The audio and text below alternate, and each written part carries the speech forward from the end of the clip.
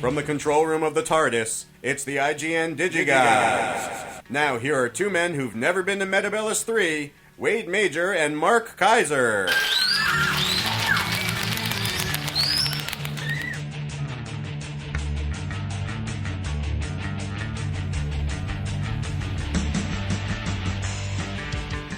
I'm not even sure I know what Metabellus 3 is.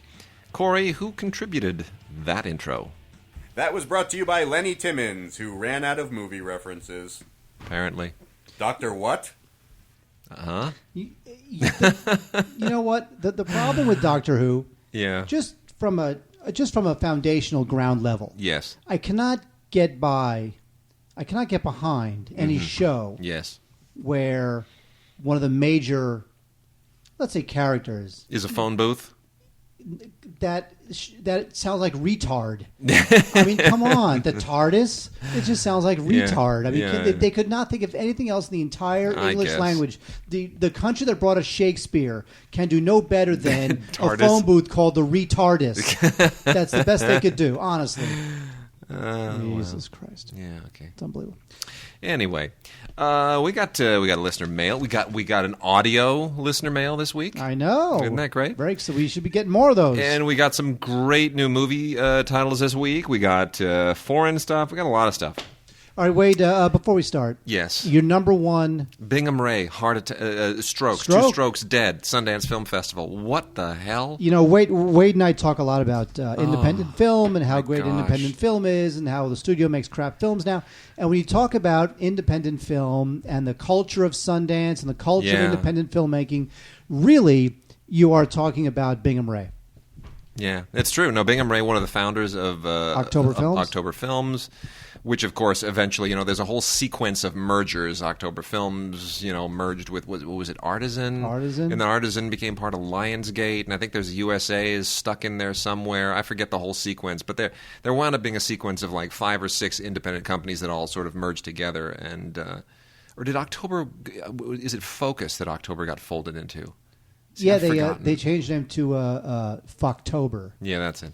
Anyway, all of those mergers, I lost track of them ages ago. But it, October was a big deal at the time. It really was. It was one of the real rivals to Miramax, and they made some great acquisitions and were some really smart marketing. And he was one of the kind of the independent pioneers, one of the foils to Harvey Weinstein at the time, which, Harvey needed a foil. He needed somebody else in the room at the film markets, out trying to outbid him. Well, he has none now, except maybe Sony Pictures Classics, Fox Searchlight. It's really, that's it. CBS Films is like throwing money around like there's no tomorrow. You know what? I'm surprised CBS Films has lasted this long. I had predicted that they would release 2 films and fold. Well, they were pretty close, and I think didn't one of their heads step aside recently? And anyway, they just made one of these big acquisitions at Sundance. They did. Well, but anyway, so Bingham Ray will be definitely missed. Oh, such a sad thing. Such a sad thing, totally. And I have to say though, Sundance, as a film festival, just seems like a cluster F. Yeah, it does. And I just don't. I read Cannes. I love Cannes. I've been to Cannes a couple times. I love it. Sundance. I don't like it. I agree. I have no interest in going there because Cannes, I know the drill. I know that there are films in this section and that section. It's 12 days. There are the parties. And there's the thing. It's like it's La Pizza. It's manageable. In Sundance, I read Ray's stuff. Like I get emails from Ray, and I read Peter's stuff and Tim's stuff from up there. All the junk that they're publishing on Variety and elsewhere and Screen. And it just sounds like go up, bundle up, go out in the snow in this little tiny town with just one main drag and desperately hope that you can get a seat into whatever screening everyone is piling into tonight. And there aren't enough screens and there's too many movies. It does sound like Cannes, though. There's a small town, one main drag. It does sound like Cannes. Yeah, but still Cannes is a tourist spot that is always hosting people. It's a giant palais, and it sounds like there's just not enough screens at Sundance. No, there's not. There just aren't. It's like too many movies, not enough screens, and it's cold. And there's no aubergine pizza. No, the best. Phooey. Anyway, well, let's dive into it here. Let's do. Well, no, wait. There's a couple decent Blu-rays and a couple decent. There's some interesting stuff. I just want to make mention of this. Too bad this isn't a TV show because, Mark, these three used Blu-rays. To be. It was called Stupid for Movies. These three Blu-rays. Read the titles and tell me why I pulled those three. Marketing and artwork always fascinate me. Wait, hang on. Wait, I have to put on my reading glasses that I wear now because I do. I know, it's so sad. Read these titles. Bride Flight. Yes. With it's a period film. Foreign starring somebody I don't know about. Yeah. The River Why. Yeah. With Zach Gilford and William Devane. Takes place in Oregon. William Hurt. Yes. And Becoming Jane, the biggest of the three titles I'm mentioning, with Anne Hathaway and James McAvoy. Exactly. And the reason why Wade loves all these, which would mean a lot more if this was Stupid for Movies, is because, why, Wade? You tell us why. You were the one who had the idea to pull these out together. Well, things just jump out at you, and I just thought, this is so bizarre. They all have exactly the same artwork on the cover, which is a gigantic picture of the central lovers, their giant heads swooning above some smaller landscape shot below. I mean, clearly marketing people realize that this sells in some way. But all three of these, Bride Flight, The River Why, and Becoming Jane, they're marketed exactly the same way. The covers are almost identical. It's absolutely hysterical. Well, the reason that is because they want women to see the. It's a sweeping romance thing. Yes, they want the women to see the pre-orgasmic woman with her Which, by the way, this is exactly the artwork of Dr. Zhivago on Blu-ray as well. But Dr. Zhivago, I cut some slack because it's friggin' Dr. Zhivago. No, Becoming Jane, of course, is the one that probably most everybody knows with the future Catwoman cast as Jane Austen. Anne Hathaway doesn't really do a great Jane Austen. She kind of does that same accent that she did in One Day, which, by the way, I watched on the plane. I was recently in Paris, by the way. Did I mention that? Yes, I asked you for your best your best memory of Paris last week. You didn't answer me. Oh, really? I don't think I got that email. I just said it right now. Oh, you did? Because you never pay attention to me. I never pay attention. I was doing something else. I was, playing with mice. My best memory of Paris. What was my best memory of Paris? It was just going through all the Blu-rays at the Virgin Megastore on the Champs-Élysées. No, not at Fnac. Fnac didn't have any good sales. Virgin Megastore had all the great sales, all the great prices. You emailed me and said there was an amazing Charlie Chaplin Blu-ray box set. Yes. What is that about? I haven't been able to get it to play. Oh, really? It dovetails with an email that we have as well. So I'll talk more about it at the time. But it's half of the Chaplin titles that MK2, which is Marin Karmitz's French sales company and production company. They own the rights to all those Chaplin films, and they licensed. France. Everywhere. And they licensed it all to Warner Brothers years ago when Warner Brothers came out with the complete Chaplin box set. It was 2 box sets. And half of those films are now out as a Blu-ray box set in France. Only half. And but it's region B, and I haven't been able to get it to play on my player yet. But I also picked up, Welcome to the Ch'ti, Bienvenue chez les Ch'tis, the Danny Boone film, his new one, Nothing to Declare, which is outrageously hilarious. I got both OSS 117 films on Blu-ray. Fantastic! They all play, all non-region, really? Wide open. Yeah, impressive. And the OSS. So just unbelievably damn funny that movie is. I love those films. Those films are hilarious. It's just I'm so rooting for Michel Hazanavicius to win Best Director and Best Picture with The Artist. It's just so overdue. You know what? It'll do wonders for the OSS 117 films. I'm really thinking that The Artist is going to win. Of course it is. And take everything. Of course it is. It speaks to everyone's frustration right now in Hollywood. It's the movie that speaks to the artistic soul. Anyway, Anne Hathaway is Jane Austen in this kind of fictitious romance that never really happened. It's okay. It's fine. It's cute. Not really worthy of a Blu-ray. Bride Flight is one of those World War II romances that just showers you with melodrama and saccharine goop, and it's it is what it is. It's flyboys and whatnot. Fine. That's a little bit like another version of Wings, which we will talk about later. Yes, we will. Yes, we will. Because I saw something cool while you were in France. Oh, I know. And then The River Why, which is set in Oregon, and it's it's nice and pastoral and whatever. Zach Gilford's cute. He's a nice guy. All right, wait, shut up. Who cares? Whatever. Friday Night Lights. I never watched it, but no one cares. Okay, no one fine. cares. No one's going to rent Never mind. that. Okay. No one's going to buy that. No one cares. And by the way, later on, or I can do this now. I have a book I have a book recommendation. Oh, sweet. Very nice. Don't remind me to do the book recommendation. And real quickly, also because we have no idea what I said, do you? Yeah, the book recommendation. By the way, also because Black History Month is coming up in just a matter of days. That would be February. Everybody's throwing out their Black History Month titles, and we got some good ones here, getting things rolling. Thurgood with Lawrence Fishburne. This is from HBO Films. Not exactly the best casting in the world, I got to say. Lawrence Fishburne is sort of in no way even remotely reminiscent of Thurgood Marshall, but it's well written and generally well put together, and it's a decent thing. I don't know that it's really worthy of Blu-ray. Much better is the Tuskegee Airmen, also starring Lawrence Fishburne, which was a terrific television production by HBO Films. So terrific that George Lucas said, and I think I could do a better job of that. I think I'll just dumb it down, call it Red Tails, take another bunch of years, and I'll finance it myself. It's flopping, Red Tails. No, what? It opened up at $19 million. That's more than they thought. You think? Oh, yeah. You think? That thing had bomb written all over it. Oh, it had, yeah, I'll say. But why do that when the Tuskegee Airmen is so much better? And so much better on Blu-ray, in a nice Blu-ray book. George Lucas has an African-American girlfriend. Oh, does he? Yes, he does. I did not know that. He does. Really? Yes, he does. By the way, if you actually the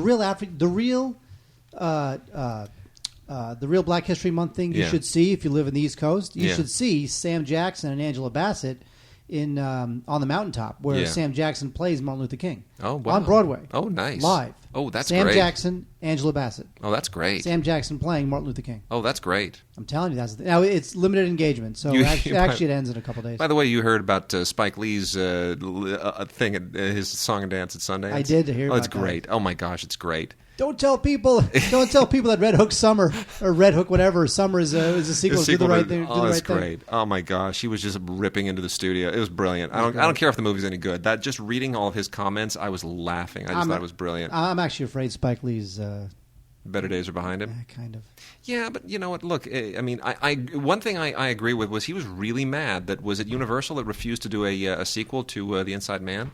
What the hell? It was a good movie. It made money. Make a sequel. It was a terrific movie. I mean, really good chemistry there. Geez, what are you kidding me? You get Spike Lee back. You get Denzel back. It's a no-brainer. What were they thinking? The problem is, here's the problem from a Spike Lee standpoint. Kids. Spike Lee does Inside Man, right? Yeah. It reinvigorates his career. Terrific movie. Yeah. Right? Follows that up with Miracle at St. Anna. I know, which was horrible. Which was awful. So he ruins all the momentum he had gained, all the goodwill, all the career resurgent goodwill he had gotten from Inside Man.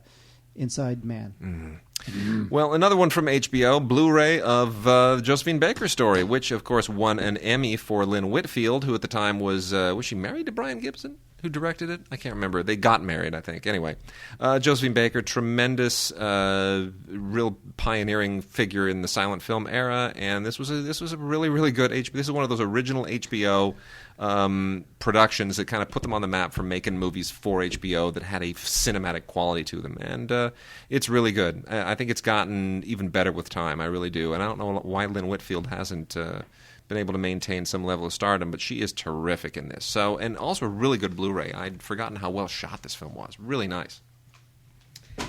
All right, so with that, Mark, let's blow through some of the new titles, and then get into some listener mail, and then get into some kid stuff and all the rest.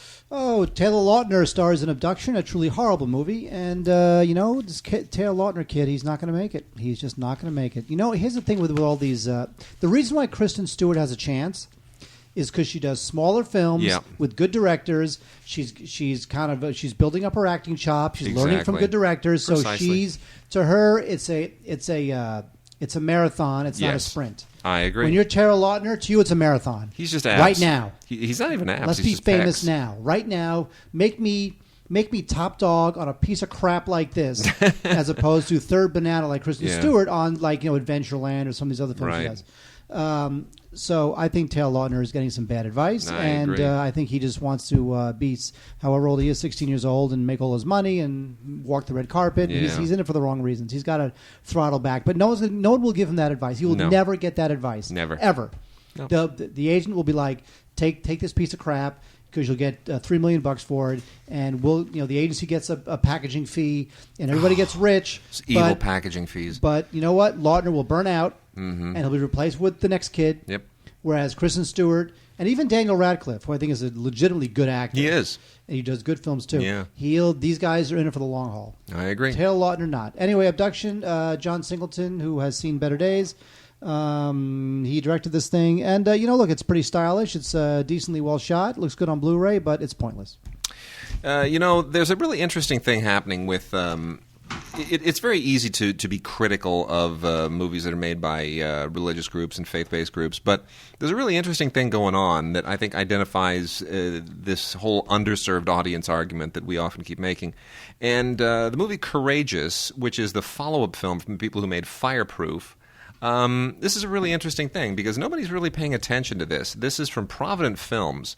And what Provident Films did with Fireproof, they made a movie basically about firemen. It was sort of religiously themed, faith in God, and how, these firemen are sustained by all that. And it was this crazy, out-of-the-blue independent hit with almost no marketing. They marketed it strictly through churches and faith-based organizations and really kind of proved that you could do that. And Courageous did extremely well as well. And, there's no telling whether or not this well has a bottom to it. But I think it shows that not just that audience, but there are other audiences out there that are just not getting their movies. No, by the way, there is a bottom to the well.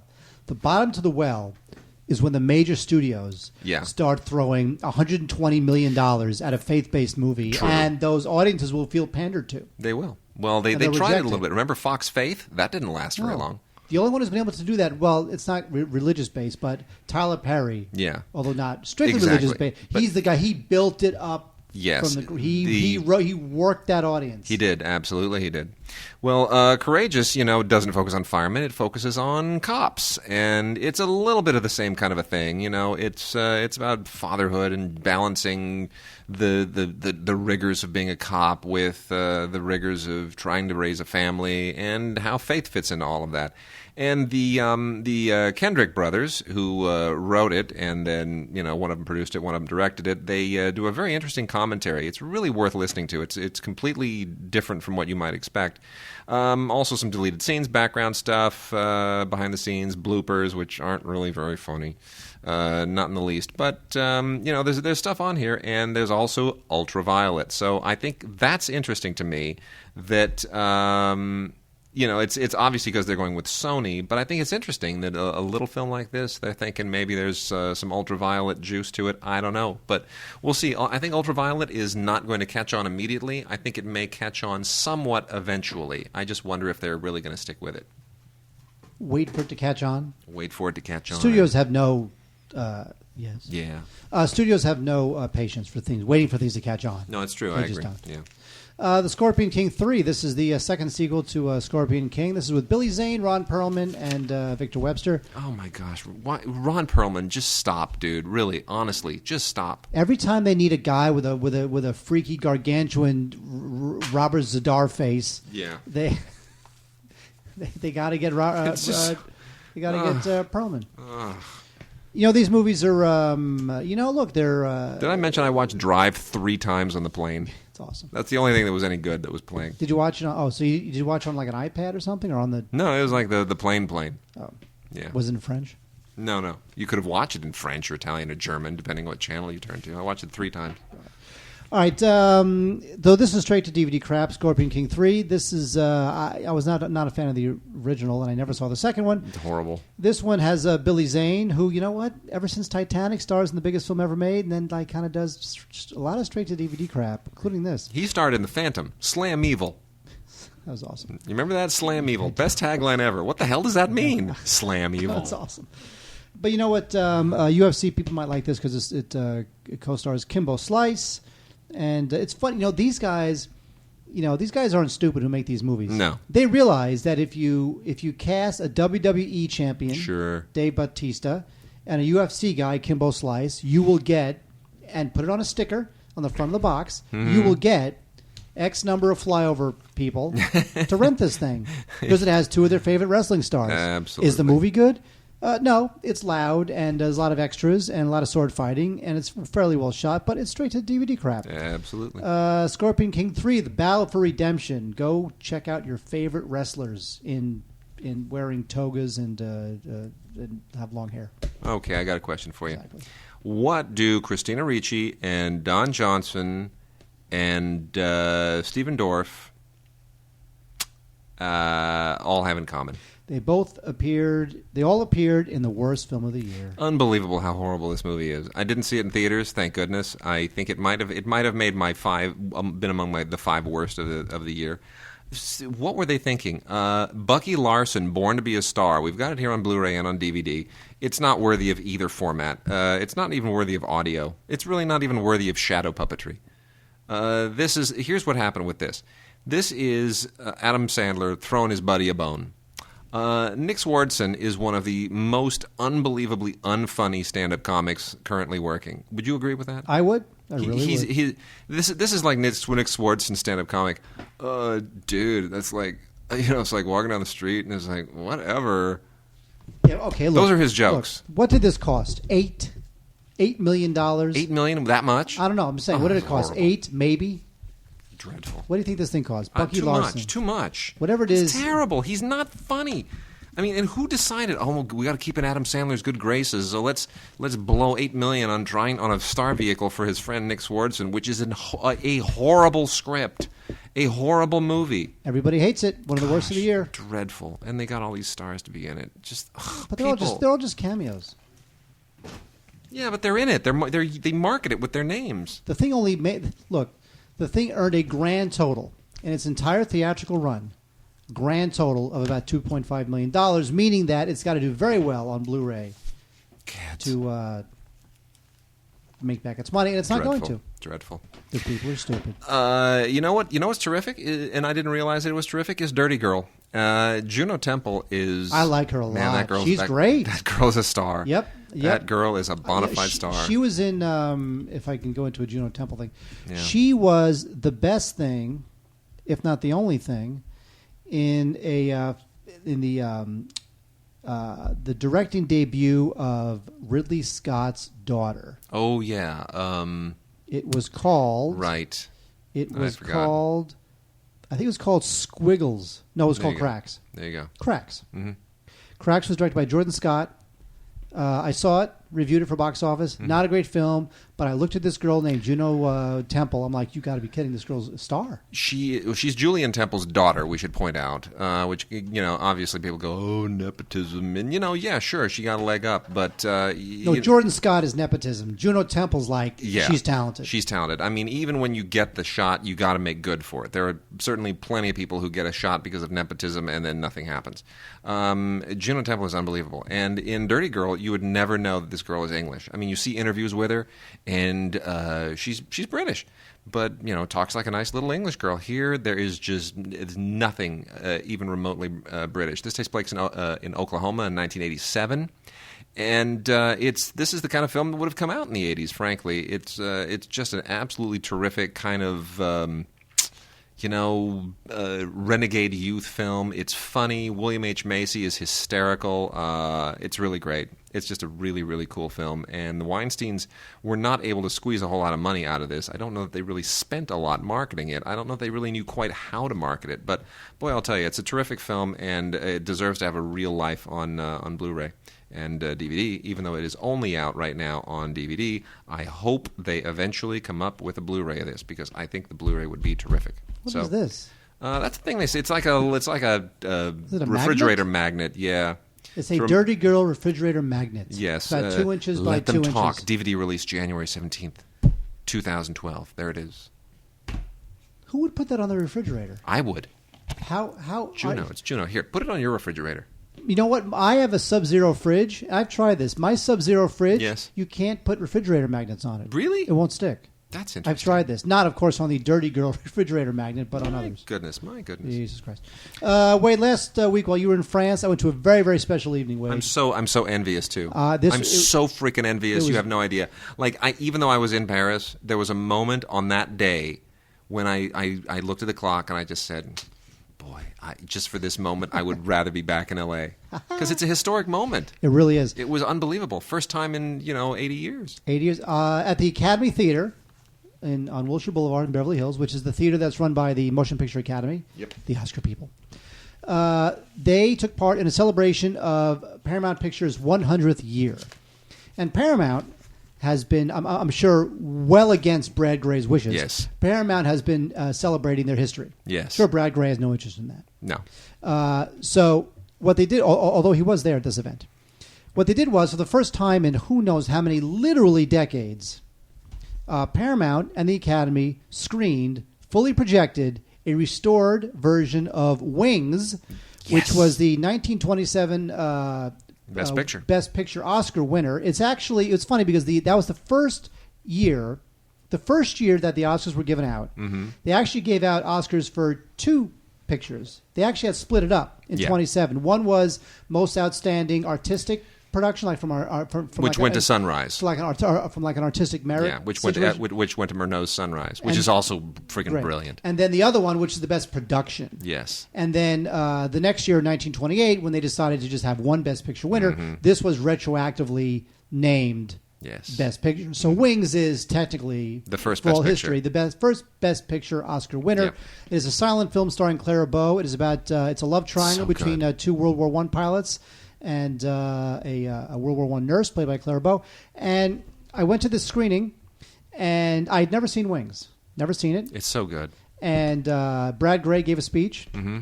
And the director, William Wellman's son, gave a speech. No kidding. Yes, he's probably in his 60s now, but he had written a book about his father in the making of Wings. And they had a live organist, because, again, silent film. They had a live organist to play the score live.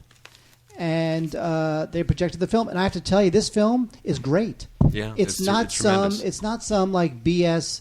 The flying footage is amazing. So I would love to have seen that projected. Gosh, you're killing me. Listen to this. You realize that in this movie, the actors did their own flying. Yes, these are World War I biplanes. Okay, they're not flying a 747 where you can't really sense that they're flying. They're in World War I effing biplanes, and they're flying it themselves. Now, according to the program that I was given, what they did was they gave the actors, the 2 main actors, Buddy Rogers and the other one, they gave them flying lessons. But what they did was they had these biplanes with double cockpits. The actors were in the first cockpit, and the professional flyer was in the cockpit behind. The professional flyer would get the plane in the air. Yep. Make sure that, obviously, because landing and taking off is the most dangerous part of flying. But once the professional flyer got the plane in the air, a biplane, folks, biplane. The professional flyer would duck, and then the actor would perform. There'd be a camera. Amazing. There'd be a camera mounted on the nose of the plane, pointing at the actor, and they would fly the plane themselves and act. Freaking awesome! And you can tell that they are in the air. There is nothing between them and death. That's just brilliant. It is just thrilling. Absolutely thrilling. And we should point out that one of those 2 pilots is Gary Cooper, a very young Gary Cooper. Well, Gary Cooper's in one scene, and I won't say what happens at the end of at the end of the one scene he's in. But when he shows up, people applaud it because he looks like Gary Cooper. He is, but he's young and he's smooth, and he doesn't have that. He's not sort of gruff and grizzled yet as he eventually would be. No, but he has one scene. He's good in it. Clara Bow is adorable. There are shots in this film. Whatever happened though to Buddy Rogers and Richard Arlen? It's funny because Gary Cooper is really the only person from this film who went on to have a career in talkies. Clara Bow, never really made the transition, and then Buddy Rogers and Richard Arlen just kind of evaporated. Well, Buddy, look, Wings was his, most famous film. And he died. You realize that Buddy Rogers died in 1999. He died at 94. He was around a long time. The guy was around a long time. Just didn't have much of a career after the movie. He did not have much of a career after Wings. But there are shots in this film that were so, and even shots on the ground. Yeah. There are shots in this film that were so good. You're like, you must be kidding me. How did they do that? There's a shot at a bar where there are these tables lined up, these bar tables lined up. Oh, the camera goes through them. And the camera goes through them. I'm like... Isn't it? It's just, I know. Like it's incredible. You've got to be kidding me. I know. It's great. And folks, you have to understand, this is like 90 years ago. Yeah. This is 80 years. This is 1927. Yep. Okay? Now, you look at that and say, you're like, oh, who cares? I can do that on my iPhone. Well, you know what? This is 1927. Yeah. It's a whole different world. And you know what? It's funny because, we talk about this a lot, how yes, you can go see Red Tails, where it's all CGI and it's all a big video game. Or you can see the unbelievably lo-fi Wings, where the actors actually flew the effing planes themselves, and so you can feel the danger. It's not a bunch of CGI. Well, you can and do it was just thrilling. They can do it, Mark. They can do it because it's on Blu-ray this week. It's a great. It's not just a great movie It's not just a great movie graded on a curve. Yes, the curve of it's old, it's probably quaint. Isn't that cute? No, it's a great movie. It's a great movie. It is out on Blu-ray finally this week. We should point out this is not only the first Best Picture winner. It is the only silent Best Picture winner. It was the year that the silence switched over to talkies, 1927, that famous year of the jazz singer, the year that The Artist takes place in, we should point out as well, 1927. And this is the last Best Picture winner not on any kind of a disc. Isn't that amazing? The first is now, it winds up being, the last in the year that perhaps the second silent film winds up winning Best Picture. I mean, there's a real kind of a loop thing going on there that I find almost poetic justice. So I think there's something cool going on. There is. I cannot recommend Wings highly enough. And again, that's not graded on a curve. Isn't that quaint? It's silent. No, this is a really, really good film. All the featurette extras on the Blu-ray, by the way, high def, which is nice because very often those featurettes are in standard def, and it's really disappointing.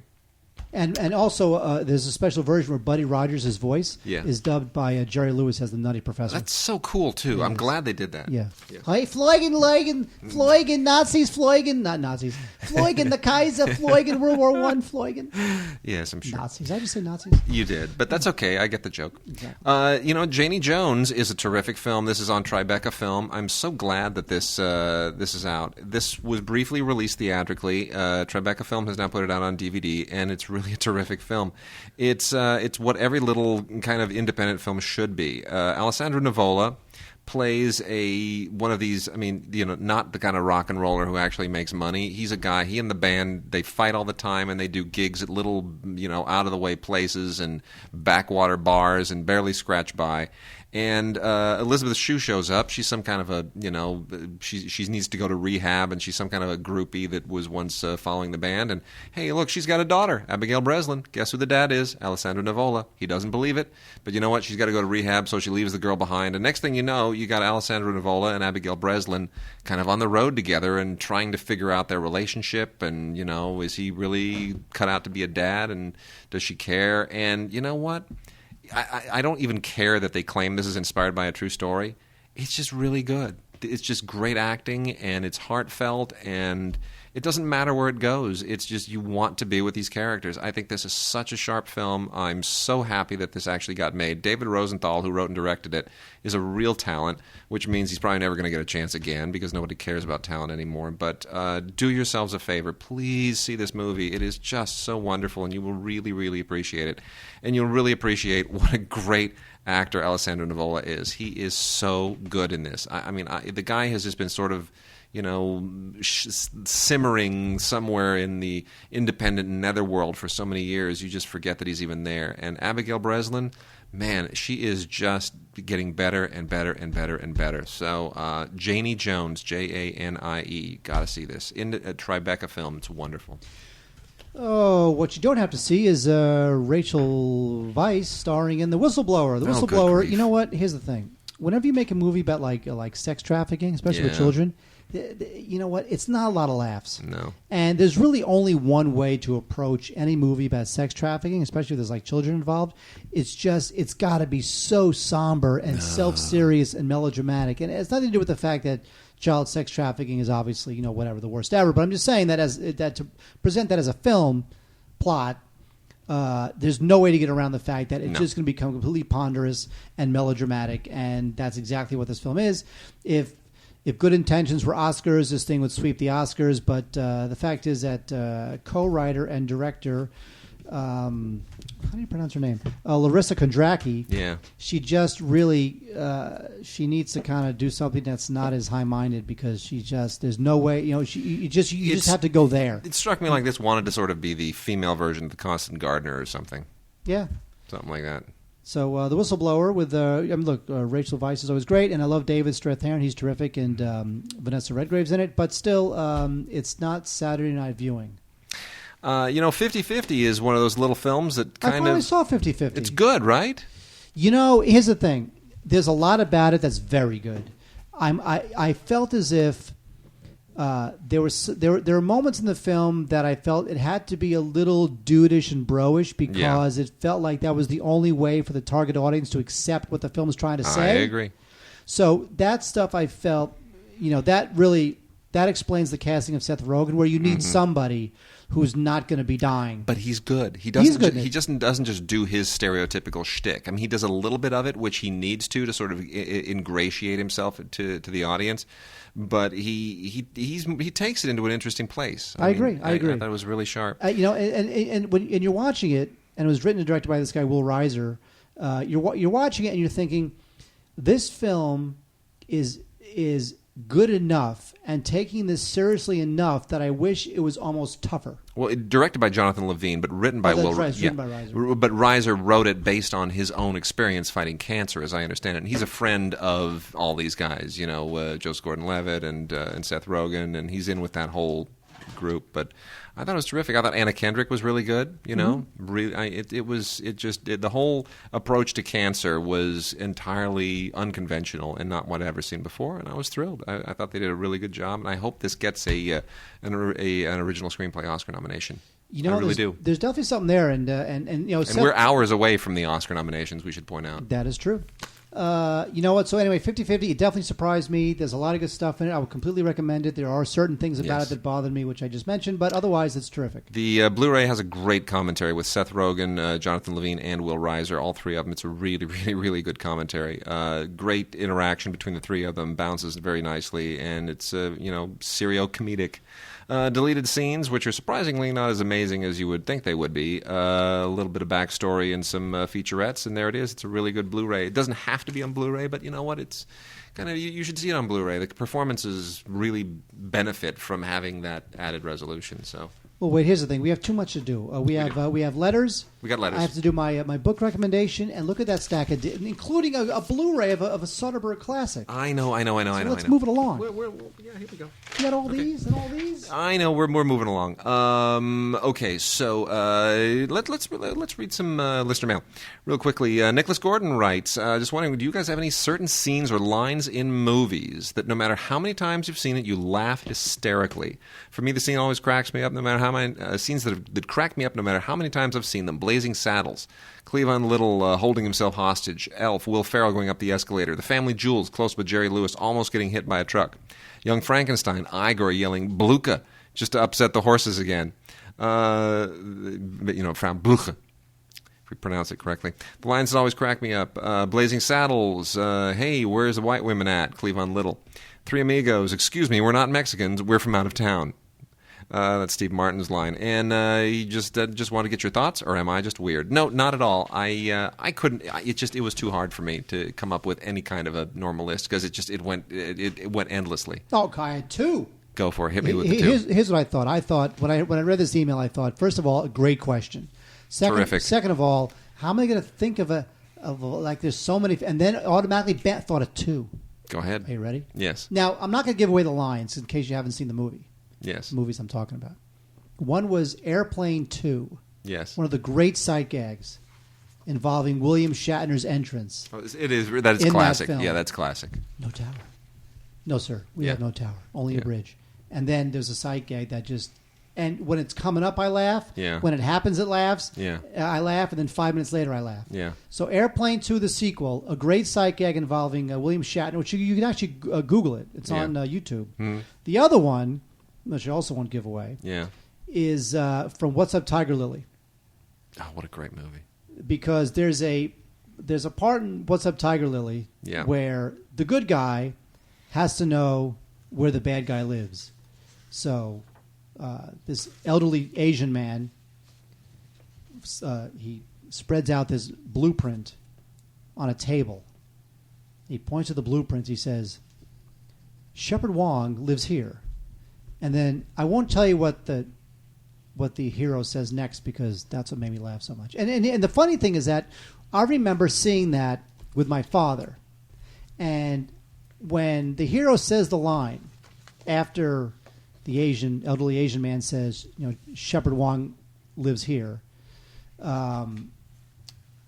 my father and I could not stop laughing. And not only could we not stop laughing, but every 10, 15 minutes through the remainder of the film, there'd be some meaningless scene of exposition. We would just suddenly start laughing again because we were remembering that scene from 10 minutes earlier. I've got to say, just about any Jerry Lewis movie, I mean, I always think of mainly stuff from The Bellboy and The Errand Boy. The bit in The Errand Boy when he does his whole little, when he mimes the sounds of the orchestra, just about any of the shtick in the Bellboy, when he rearranges the chairs in the room. I mean, all that stuff just kills me. But watching the OSS 117 films, and you have to speak French to really appreciate this. There's a moment. I don't know, and I don't even know if this comes through in the subtitles. There's a moment in the second OSS 117 film when he's being briefed on the Nazi that he has to go try and capture, or at least make the deal with, who has all those documents about French collaborators in Argentina, and he's being told the guy's son is now part of a hippie group. And the director of the agency, the spy agency there in France, when he tells him this, the way in French, when you say hippie group, it sounds like something else when he first says it, because it would be groupe hippie. But when he says gros pipi, it sounds like gros pipi, which means fat penis. It's an insanely funny play on words. But see, in French, it's just freaking hilarious. It's just so funny, and I wish people would understand. I wish people who speak English could understand how incredibly funny that is. It's just so outrageously hysterical. Okay, next one is from Tim, who says, this is Tim Teets. He says, just a thought, I was forced to watch Torque on HBO at a friend's house. It was in HD and it was horrible, both in quality of film and picture quality. It looked like it was filmed with a camcorder. I like my movies to have a movie feel and not digital. Is it just me or do others feel the same? And I agree with him completely. Here's the thing. I'm glad he brought this up because movies, it's like as camcorders and home cameras become more and more like movie cameras and are able to generate more and more of that quality, movies need to be held to a higher standard. They need to give us better visuals. And instead we're getting stuff that looks like what people could just shoot with their own backyard camera. And it's annoying me a little bit. Well, the thing is that, the cinematographers have to learn how to light for digital. Yeah. It's different. You can tell now when a film is digital. There's something about it. There's something a little non-filmish about Absolutely. it. That just smells digital. Absolutely. And, look, Roger Deakins is shooting in digital now. He's into it. So it is possible that some of the top cinematographers are getting into it. Soderbergh's been shooting digital for a long time. JVC just came out with this new camcorder. Now, granted, it's going to cost about $15,000, but it's a 4K camcorder. And it has a fixed lens, so you're not going to be able to get great lens quality, which is always what makes the difference more than the resolution. But nonetheless, it's 4K. That's film resolution. That's movie theater resolution. That's digital cinema resolution for $15,000. I mean, considering the way that these prices go, you're going to be getting that for that level of quality for about $7,000 in 5 years. But you know what? They got to rise to the occasion. They got to meet the challenge. And the last thing I'll say on this is don't. Yeah. And I've said this to people, younger folks, who I work with. I've said, look, you can shoot it on a Red or an Alexa or whatever you want. Yes. But you know what? It is not going to make your piece of crap script any better. Yep. You'd rather shoot it. Look, John Cassavetes took a 16mm camera around New York and won 500 Oscars. Yes. Okay, you can take your Red and your Alexa all over all you want, but it's not going to make your piece of crap script any better. It sure won't. And then longtime listener Eric Altieri wrote, he said, I just saw an ad on Hulu for the Criterion Collection, and they showed a clip from Chaplin City Lights. Excited, I dashed to Google, thinking its release may have slipped under my radar. However, after looking it up on the Criterion website, there are no planned releases of City Lights anytime soon. The only copies I could find on Amazon are the same ones that have been out forever. I guess they're just streaming it over Hulu. Is it too hopeful to think that someday Criterion could give City Lights the release it deserves? I think it will happen. And here's the thing: this goes back to the Chaplin issue of the box set. And I wrote him back, and I told him that I just purchased the Chaplin Blu-ray set at the Virgin Megastore on the Champs-Elysees, which has in it The Gold Rush, The Kid, The Great Dictator, Modern Times, and The Circus. Those films were all released when MK2 kind of licensed all those stuff to Warner Brothers for DVD. But what's not included are the other ones that were released through the MK2 and Warner agreement, which is Monsieur Verdoux, Limelight, Chaplin Review, A King in New York, A Woman of Paris, and City Lights. Now, The Great Dictator, of course, is out on Blu-ray from Criterion, and it's also from the MK2 license, which means they're now licensing the Blu-ray releases that were going to go to that were DVD releases with Warner, now Blu-ray with Criterion. So I suspect Modern Times is too also in Modern Times. So I think all of the Chaplin titles will eventually hit Blu-ray through the agreement between MK2 and Criterion, and that includes City Lights. It's just a question of when. My guess is City Lights will probably be the next one. That or The Gold Rush. Because some of those other films, the Circus, those are the later Verdoux. Those are the later Chaplin films. Yeah, King and Queen. Those two. Yeah, all that stuff. So I think we'll get it probably this year. At least I'm hoping. By the way, if you have any letters, gods@digigods.com, Wade. And you know what? We have an audio question. What? Hey gents, this is Mario from Glendale, California. Here's a little food for thought. If you could take a A-list director right now and bench them, let's say like Michael Bay, and have him sit it out for a while, and take maybe a director whose time has passed, say a John Landis or a John Carpenter, and give them another franchise movie, who would you bench and who would you put back into play? Or maybe a new director who's done a small film, who would you want to give a shot at the majors, at a major motion picture? Take care. Mario, that is an awesome question. Mark, do you want to take this one first? Oh, I knew you would say that. Yeah. When it comes to a director I'd bench, I'd probably have to say Peter Berg. Yeah. And I say Peter Berg because he's on the cusp of A-listiness, and I'm afraid that he's about to become just one of the all-time ultimate douchebag directors who'll do nothing but crap, that somehow people will bestow upon him money and franchises and budgets for his shaky cam BS. Mm-hmm. So I would bench him and tell him, I'd give him a timeout, and I'd say, put the camera on sticks and just relax and do a good film. Yeah. So I would bench him. Yeah. And hope that he would maybe think about what he's done. And replace him with whom? Replace him with whom? Yeah, who'd you put in? To Battleship? Yeah, not Battleship, but does it take his career away, and who would you then give a shot to in his give stead? A shot to? You mean to a franchise? Yeah, or Duncan Jones. There you go. I think Duncan Jones would be a great franchise guy because he would not stop being Duncan Jones. I am going to say that I could very easily go, Zack Snyder or Brett Ratner or Michael Bay. Those are like the obvious ones. Here's my other obvious one, and this is the one I would bench, only because I was almost subjected to real steel while on the plane as well. Sean Levy, who I just think is the most untalented hack imaginable, but for some reason, primarily I guess because of the Night at the Museum films and a couple of other accidental hits, he winds up being on the A-list. Get him out of there. Just get Sean Levy right out of there. And you know who deserves to get a shot again? Honestly, this so upsets me. Mike Van Diem.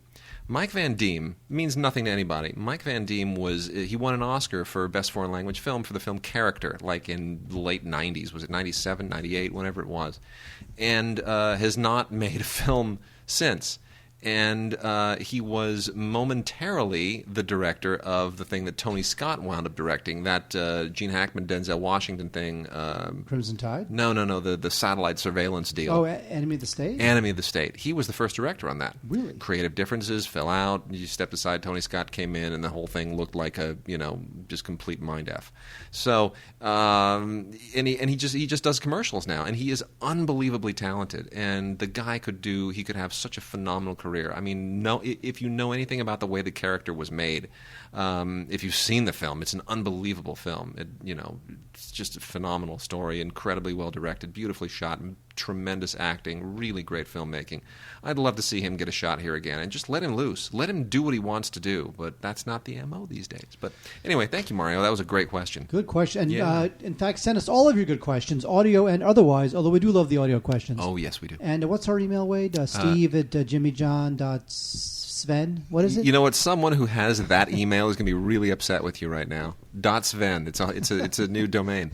No, that would be gods at digigods.com. Gods at digigods.com. And look forward to any questions you got. Fire away. We're always here. All right, Wade, we need to blow through. Look at that stack, Wade. I know. We're not going to get through all that, but we should nail these criterions. This is a great set of criterions. We will go through some stuff. We'll do the criterions, then we'll go through some stuff quickly. We'll do some stuff real quick. I'll do some of the KidVid stuff real quickly because I know people have been asking about a little bit of that. You know what? Traffic on Blu-ray from Criterion. Love it. It's terrific. Now, Traffic has been out on Blu-ray before. There's a Blu-ray DVD combo disc that came out from Universal not too long ago, and of course, Traffic recently came out in DVD from Criterion. Now they've put out a Blu-ray edition, which has all the same extras, and it's pretty great. Looks, nominally better than the Universal release, not substantially. So you're really going here more for the extras than anything else. A lot of really, really cool stuff here. The deleted scenes, various demonstrations on film processing, and just multi-angle things. It's just gobs and gobs of cool extras. The only thing I don't like about that film is Topher Grace. He's annoying. Bugs me. Yeah, but know what? He's douchey. He is douchey, but that's not his fault. Well, yeah, I guess it is. It's who he is. Louise Buñuel's Belle de Jour. Great movie. Also Blu-ray from Criterion. And, we have an interesting little tidbit in our documentary Schlock, The Secret History of American Movies, about a film with the same plot as Belle de Jour that predates it, an exploitation film. Holy crap. Very, very interesting. If you're a fan of exploitation film. But anyway, Belle de Jour is still pretty great, with Catherine Deneuve as this deeply, deeply damaged woman who, the housewife who basically becomes a prostitute. It is one of Buñuel's most provocative films. It makes for a gorgeous Blu-ray transfer. It's just so incredibly well shot, and it's really some of the best color photography of the 1960s. It is a 1:6:6 aspect ratio, and it's great. Also from Criterion are the two tremendous Seijun Suzuki films that people have been waiting forever for, Tokyo Drifter and Branded to Kill. These have been favorites with Criterion fans for a long time. These were some of the original Criterion releases on DVD years and years and years ago. And I've had so many people write us and just like, when are we going to get the Suzuki films on Blu-ray? Here they are. And all the really cool extras on here that you had before, including some new stuff. Brand new interview with Joe Shishido on Branded to Kill. The subtitles actually have been redone as well, and they look great. And then there's an interview with Suzuki from 1997 on Tokyo Drifter, which is really, really interesting. So, got to get those if you're a fan of the Suzuki films. And by the way, a lot of stuff in Kill Bill 1 pays homage to Suzuki. It does. Should you know point what? out. I like both these films. I love Branded to Kill. He's such a groover, Suzuki. It's groovy. It's groovy. There's groovy music and it's just, groovy it's shootouts. Just cool. It's cool stuff. So cool. Awesome. Yeah. And then lastly, from the Criterion people, is a new Eclipse volume. This is Eclipse Series 31, 3 popular films by Jean-Pierre Gorin, who did a lot of stuff with Godard back in the days. And these are later films. They're sort of semi-documentaries. And these are made in between 1980 and 1992. Pato and Cabengo, Routine Pleasures, and My Crazy Life. The latter one is sort of interesting to us here in L.A. because it deals with a Samoan gang in Long Beach. Pato and Cabengo is about these twins who lived in their own weird little world, and then Routine Pleasures is about painter Manny Farber. Also a known critic. It's interesting stuff. I mean, it's sort of an acquired taste. You sort of have to know his style and who he is. But if the name kind of gets you all a titter, then you're definitely going to want to check it out. But wait, do you have to check out Mannix? The 6th season of Mannix? Totally. I love Mannix. Why? He wore a tie. He was grizzled. He was Mike. Mike Connors. Mike Connors. Mannix did not. He was not my favorite of these. The TV cops from the 1970s. Because he didn't really have much of a hook. No. Jim Rockford. He lived in a camper in Malibu, and Magnum was in Hawaii, and Barnaby Jones was like an old dude. Yeah. Mannix is just like another prototypical detective. So I'm not really that into him. But lasted 8 seasons. And it starred Mike Connors. And people liked it. It ran kind of from the late 60s to the mid-70s. So this is season 6, which, of course, nobody listening to this podcast will ever buy or rent. What else do we have on TV? We have Tyler Perry's Meet the Browns. Tyler Perry, we just talked about him as being the as somebody we respect but don't particularly like his material. Meet the Browns is a season 4 episodes. I've never seen this before on a DVD packaging. It says season 4 episodes 61 through 80, which just seems very strange to me. But Meet the Browns is a popular show. It's still on cable, and people kind of dig it. I don't really know why, but it's on TBS, and there you go. Let's hope there is never a Meet the Browns movie, and we don't have to see any of this. The father, whoever plays the father. Yeah. Whoever has to see his horrible pants. This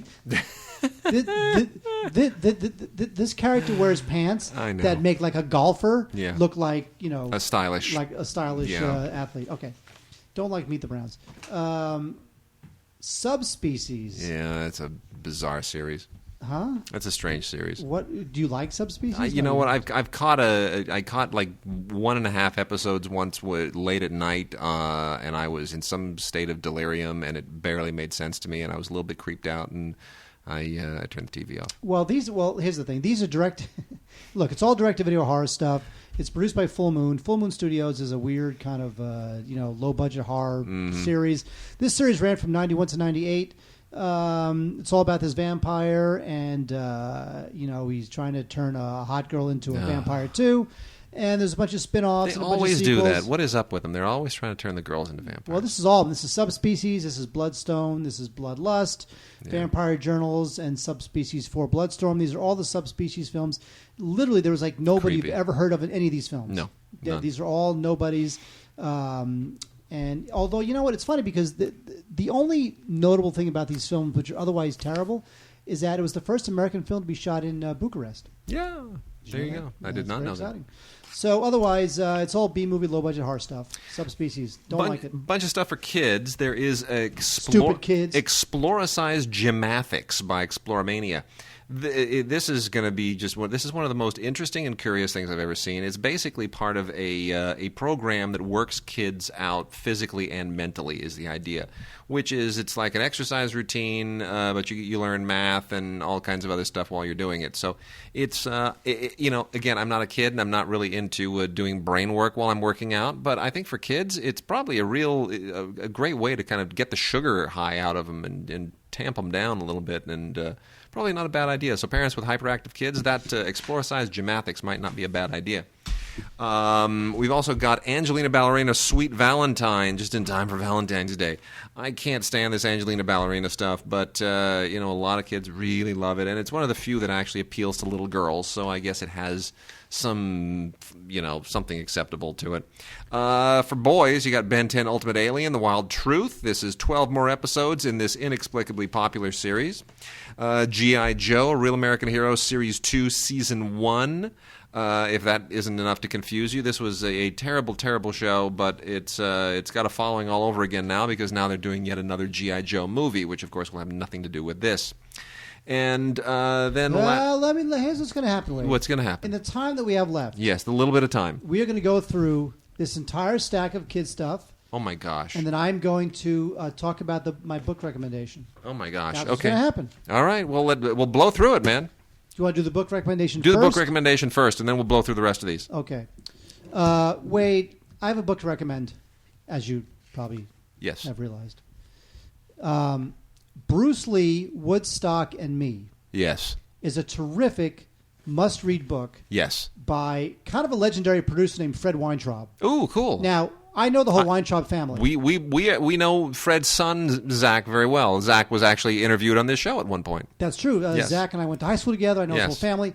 And Fred finally wrote his memoirs. Fred has had an amazing life. You realize that without Fred Weintraub, there'd be no Enter the Dragon. I know. There'd be no High Road to China. Fred was the producer who brought Bruce Lee to America to do a film. And Jackie Chan. Yes. Without Fred Weintraub, there'd be no Woodstock. Nope. Without Fred Weintraub, who was a manager at the time, Fred had a lot of different lives. Yes. So not only was he a film producer, Enter the Dragon, Woodstock, he also managed a couple comics you might have heard of. Lenny Bruce. Oh, yeah. Bill Cosby. Yeah. A lot of great comics. He had an amazing life. Right before Fidel Castro took over, he actually ran a club in Havana. No kidding. Where he was tortured by the government. Oh my gosh. Who thought he was an American spy. So he's got great stories. And he's a great producer. He was a great manager. He's a great guy. He lives an amazing life. So you got to check out this book, Bruce Lee, Woodstock, and Me, from Brooktree Canyon Press. And I'm actually going tomorrow to see hear Fred, who's in his 80s now, to hear Fred read excerpts from the book, Bruce Lee, Woodstock, and Me. Outstanding. And it's a great book. And he actually gave me the pleasure of reading it in galleys to give me his notes. Oh, that's nice. For me to give him my notes. Yeah. And, of course, I gave him my notes. I'm sure he ignored every one of them. But still, it's a great book. So I got firsthand, and I've known this guy since I was in high school, but I had no idea the career that he's one of those legendary guys from a great time when you could be that kind of producer. And you can't be that kind of producer anymore. It's sad. And the way he wound up making Woodstock is it's a great story. And all the stories he has about working with Bruce Lee, they're great stories. Well, we're going to blow through the last of the KidVid stuff here real quickly. We've got, let's just real super fast, complete 7th season of SpongeBob SquarePants. 9 hours of SpongeBob hilarity. I still don't get it. I don't know why this thing is popular, but you know what? I like the SpongeBob movie. I have to tell you, over the holidays, my wife's cousin's little girl was over, and she's, I don't know, what is she? 7, 8, something like that. And here I have a giant stack of holiday Blu-rays and DVDs to show everybody. I thought I was totally armed. I'd had everything ready for the kids, for the adults, everything you could want holiday. Frosty the Snowman. I mean, all of It's a Wonderful Life. I had it all going. And what do you want to watch, Ruby? What do you want to watch? Do you have SpongeBob? Aww. I swear, I wanted to just. My heart sank because I don't have any SpongeBob. Not holiday SpongeBob. Aww. Anyway, there's SpongeBob. Transformers Prime, Darkness Rising. They're really, really pushing all this Transformers stuff now. This is the more. The after the fact 2011 Transformers stuff that really doesn't look very good. It's all capitalizing on the movies. Rescue on the Rails. This is part of Thomas and Friends. Also from Hit Entertainment, who does the Angelina Ballerina stuff. It's not my favorite kind of CGI TV. And Trains with Faces freaked me out a little bit ever since The Little Engine That Could when I was a kid. That was like a horror story to me. So I'm, I don't really get that either. Your favorite, Garfield. This is the Garfield Show, Dinosaurs and Other Animal Adventures. The only decent thing about this is nothing. There are 6 episodes here, and I know Mark hates this. Oh, Garfield's the worst. It is. SpongeBob's Frozen Face Off. More stuff that I just don't understand. Let's see what else we got here. Moving real quickly. Bratz Desert Jewels. How they have actually created this series of movies for the Bratz just mystifies me. They're really creepy looking. They were creepy looking as dolls, and they're creepy looking as animated characters. But somehow they've managed to create a little cottage industry for these things, and it goes hand in hand with all that Barbie stuff. I Heart My Friends is Barney the Dinosaur being his most disturbingly creepy. And, when these kids' shows get all kind of huggy, like, learn how to hug and kiss, and I don't know. I don't think it's good for kids. I think kids need to shed a little blood before they learn to love. Mickey Mouse Clubhouse Space Adventure. This is a full-length movie adventure from Disney Junior, which is one of these weird new Disney labels that they've used to try. Isn't Disney already for kids? They need like Disney Junior. It's bizarre. This is like for a certain age level, and Disney It's really not good. It disturbs me when they do this. This is a 2-disc combo that includes a digital copy, and I don't know why they're even making these films, because it's all CGI animation.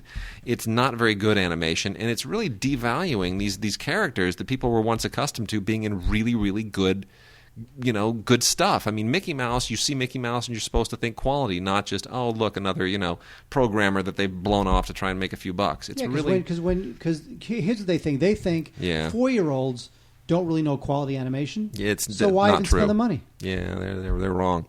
Adult animation that should appeal to a lot of kids is The World According to Shorts presentation of Nine Nation Animation, and this is great animation by any standard, mainly made for adults, but show it to kids because all the other stuff we're talking about is mostly crap. And there's some really, really cool international animation here. Some of it is really tweaked. You want to take a look at it first because some of it's definitely not for kids, but stuff like Deconstruction Workers and Bamiyan, Never Like the First Time, Flat Life, all of these things, Flat Life especially, is really cool. Just a lot of great animators out there, and they're doing amazing work, and they deserve to have their due.